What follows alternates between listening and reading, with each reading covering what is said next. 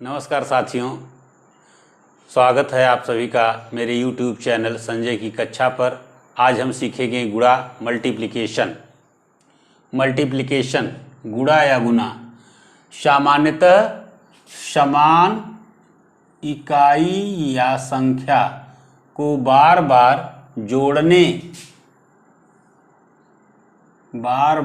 जोड़ने की क्रिया गुणा कहलाती है।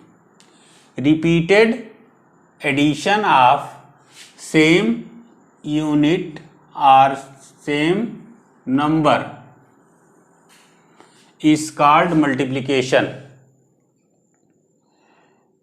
से दो सेब धन दो सेब धन दो सेब, अगर दोनों सभी सेबों को मिला दें मतलब जोड़ दें तो कितने सेब हो जाते हैं? 6 सेब। अब गणित की भाषा में इसको हम लिख सकते हैं 2 धन 2 धन 2 बराबर 6 या 2 कितने बार? 3 बार 6 बराबर 6। 2 गुणा 3 बराबर 6। अब कुछ और उदाहरण लेकर इसे और अच्छे से समझने की कोशिश करते हैं। से a1 + 1 + 1 = 3 या 1 × 3 = 3।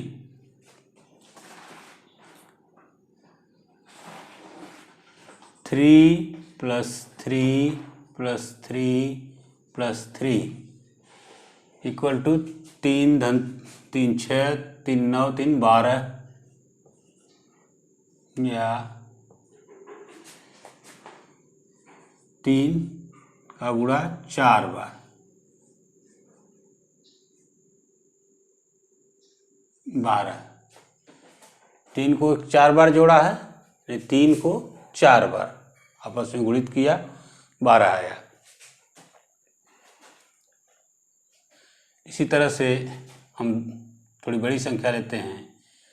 7 धन 7 धन 7 धन 7 धन 7 7 7 14 7 21 7 28 7 35 या 7 कितने टाइम्स? 5 टाइम्स 35। आइए अब मल्टीप्लिकेशन की टर्मिनोलॉजी को समझते हैं।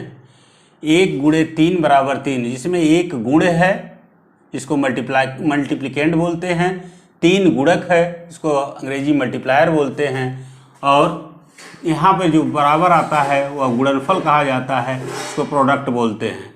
मतलब गुणे गुणे गुणक बराबर गुणनफल, मल्टीप्लिकेंड इंटू मल्टीप्लायर = प्रोडक्ट। अब आगे देखते हैं। 6 × 7 बराबर 42, इसमें गुण कितना है? 6 गुण 6 है, गुणक 7 है,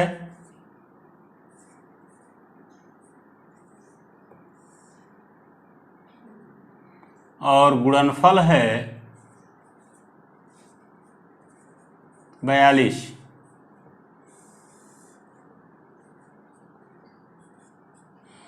अब तो लगभग आप लोग क्लियर हो गए होंगे कि गुण गुणे गुणक बराबर गुणनफल, मल्टीप्लिकेंड इंटू मल्टीप्लायर = प्रोडक्ट। चलिए गुणा की प्रक्रिया को आगे समझते हैं। एक अंक की संख्या का गुणा एक अंक की संख्या के साथ, जैसे 4 × 5, मतलब 4 को 5 बार जोड़ना है तो कितना आ जाएगा? 4 धन 4 8 धन 4 12 धन 4 16 धन 4 20, या 5 चौक को 20 इसमें 4 गुण है, 5 गुणक है और 20 गुणनफल है। मल्टीप्लिकेंड, मल्टीप्लायर एंड प्रोडक्ट।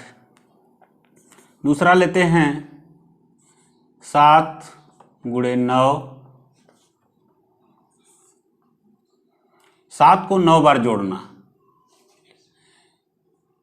9 सते 63। 7 को अगर हम 9 बार जोड़ेंगे, 7 धन 7 धन 7 धन 7 धन 7 धन 7 धन 7 धन 7 धन 7 धन 7 धन 7, कुल 9 बार करेंगे तो कितना आ जाएगा? 63। इसमें भी मल्टीप्लिकेंड 7 है, मल्टीप्लायर 9 है और प्रोडक्ट 63 है। गुण, गुणक और गुणनफल। एक और लेते हैं 1 अंकी गुणा। 0 × 5, क्योंकि 0 भी एक संख्या है और हम इसका भी गुणा सीखेंगे। तो अगर 0 को हम 5 बार जोड़ते हैं, 0 + 0 + 0 + 0 + 0, तो कितना आ जाएगा दोस्तों? 0। इसका मतलब कि 0 को हम चाहें जितनी बार जोड़ें या 0 को किसी संख्या से, किसी भी संख्या से गुणा करें तो प्रोडक्ट हमेशा 0 ही आएगा। हाँ, अब आगे देखते हैं 2 अंक की संख्या का गुणा 1 अंक की संख्या के साथ। उदाहरण लेते हैं 12 का गुणा 7 के साथ। 7 दूना 14, 4 हासिल 1, 7 एकम 7 1 8, 84। 12 गुण है और 7 गुणक, गुणनफल कितना आ गया? 84। 12 is multiplier, multiplicand 7 is multiplier and 84 is product. दूसरा उदाहरण लेते हैं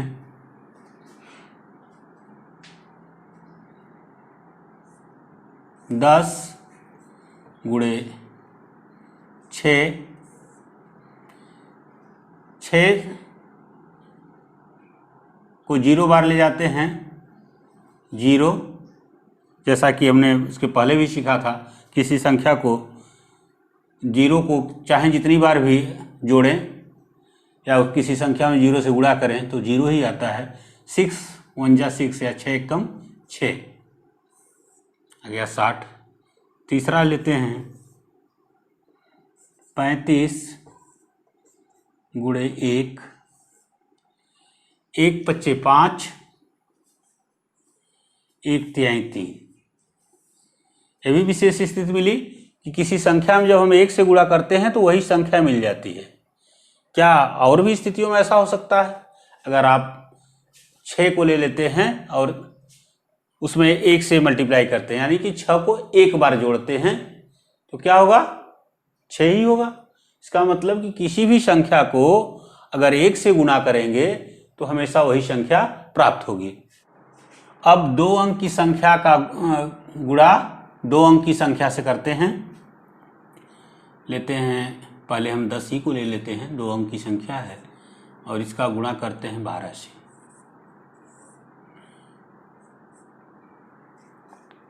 देखते हैं, पहले इकाई वाली संख्या से गुणा करते हैं। 2 0 0, 2 एकम 2। फिर अब चूंकि 1 से हम गुणा करने जा रहे हैं, वास्तव में यहाँ 1 का मान तो 10 के बराबर है, तो हम वास्तव में 10 से गुणा करने जा रहे हैं। इसका मतलब दहाई के अंक से। तो अगर 10 का 0 से गुणा करते हैं तो कितना मिलेगा? 0। और फिर 10 एकम 10। अब इसको जोड़ देते हैं, 0 2 1। दूसरा उदाहरण लेते हैं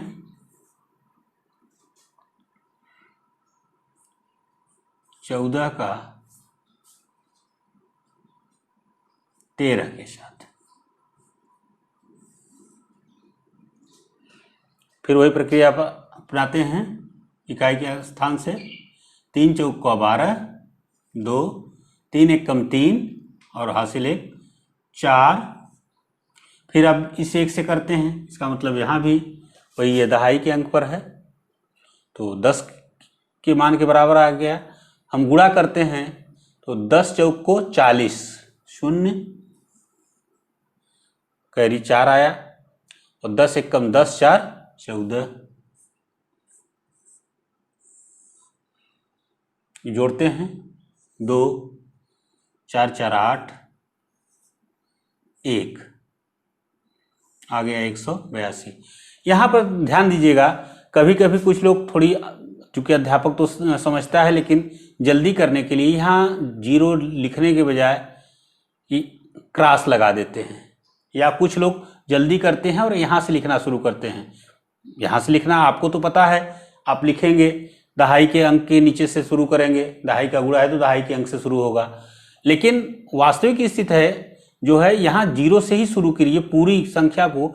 तो बच्चों के साथ प्रैक्टिस करेंगे तो यहाँ जो क्रॉस का निशान लगाते हैं और उसके वजह से आगे चल के बहुत गलतियाँ हो जाती हैं कुछ बच्चों के द्वारा, वो उससे समस्या से हम धीरे धीरे निजात पाएंगे और बच्चों को समझाने में सफल होंगे कि यहाँ वास्तव में हम 1 से नहीं गुणा करते हैं बल्कि 10 से गुणा करते हैं।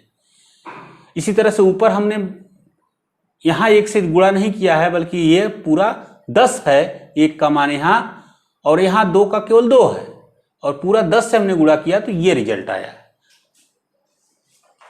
साथियों, आज हमने गुणा के बारे में सीखा है और उसकी परिभाषा एक सामान्य तौर पर जो स्कूलों में सिखाई जाती है वह यह है कि किसी संख्या को बार बार जोड़ना, repeated addition is called multiplication. लेकिन वास्तव में एक किसी मैथमेटिक प्रोफेशनल के लिए यह परिभाषा बताई जाए तो ज़रूरी नहीं कोई इसको एक्सेप्ट करे, क्योंकि आप सीधे जानते हैं कि गुणा की प्रक्रिया में केवल बार बार जोड़ने से ही हमारी पूरी परिभाषा का काम नहीं चलने वाला है। जैसे मान लो मैंने उसमें सामान्यतः शब्द जोड़ दिया था कि सामान्यतः किसी संख्या या इकाई को, समान इकाई को बार बार जोड़ने की प्रक्रिया गुणा कहलाती है। उसमें सामान्यतः शब्द केवल मैंने इसलिए जोड़ा था कि अगर कोई गणित प्रोफेशनल्स देख रहा है तो वह यह न समझे कि यही अंतिम परिभाषा है, ऐसा कुछ नहीं है। निश्चित रूप से जैसे मैं एक रबड़ लेता हूँ, इसकी लंबाई इतनी है, मैंने इसको स्ट्रेच कर दिया, अब यह लगभग अपनी लंबाई का 3 गुना हो गया। गुना तो 3 हो गया, लेकिन हमने इसमें जोड़ा कुछ नहीं है, बार बार इसमें हमने एडिशन नहीं किया है, रिपीटेड एडिशन नहीं है, लेकिन यह गुना है। तो इसीलिए हमने वहाँ पर सामान्यतः शब्द का इस्तेमाल किया था, क्योंकि यह अक्सर हम स्कूली शिक्षा में जब सीखते हैं तो यह एक प्रक्रिया का हिस्सा है और हम इसी के माध्यम से आगे बढ़ते हैं। लेकिन एक मैथमेटिशियन या प्रोफेशनल्स के लिए यह चीज़ें यहीं पर ख़त्म नहीं होती हैं और वह बिल्कुल इलास्टिक को एक साथ कर सकता है। मैंने सेब को जोड़ा था तो सेब बार बार 3 सेबों को जोड़ा था, 6 सेब आए थे, 2 सेब गुणे 3 करने पर संख्या 6 आया था। लेकिन बार बार जोड़ने की प्रक्रिया यह पूर्ण परिभाषा हर वक्त नहीं है। यह एक स्कूली स्तर पर तो ठीक है, लेकिन किसी प्रोफेशनल मैथमेटिशियंस के लिए मैं इस परिभाषा को और आगे परिभाषित करने के लिए चाहता हूं कि वो और बेहतर तरीके से इसको समझे और समझाए। जैसे मैंने इलास्टिक से बताया है कि इस इलास्टिक को खींच के हम 3 गुना तो कर सकते हैं, लेकिन हमने इसमें रिपीटेड एडिशन का कोई कॉन्सेप्ट नहीं किया है। धन्यवाद।